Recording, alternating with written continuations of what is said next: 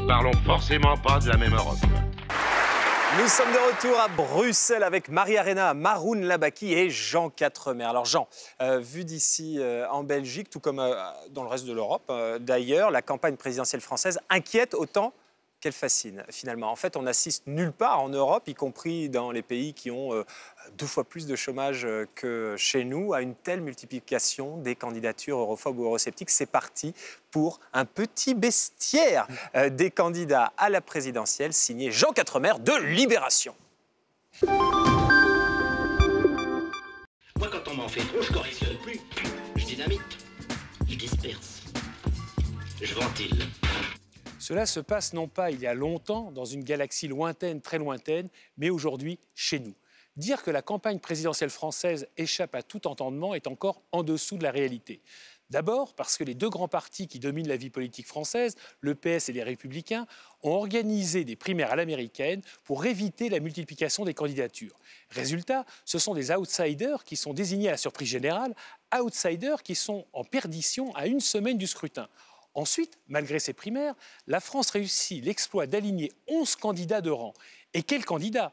Parmi eux, Nathalie Arthaud et Philippe Poutou, 2 trotskistes. Vous savez, Trotsky, ce bolchevique qui a mal fini et dont les héritiers ont disparu de la surface de la planète, sauf en France.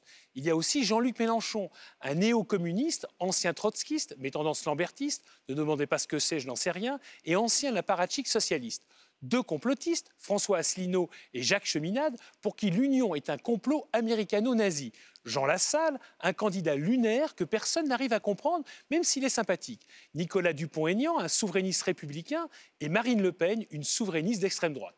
Tous ensemble, selon les sondages, ces candidats représenteraient près de 50% du corps électoral.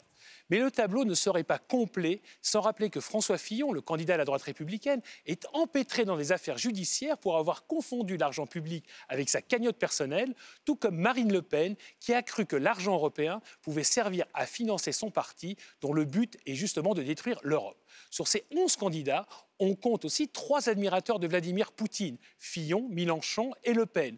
Pour compléter le tableau, sur les 11, on compte 10 candidats, c'est-à-dire tous sauf Emmanuel Macron, qui ont soit voté contre un traité européen, soit, s'ils n'étaient pas élus, se sont prononcés contre l'Europe.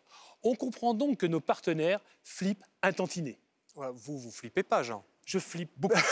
Je pensais que vous seriez serein. Non, je suis très flippé ce soir. Vous faites partie de ces Français, de ces 20% de Français qui seraient capables de quitter la France en fonction du résultat de cette présidentielle? Je pense. Bon, c'était la chronique de Jean Quatremer.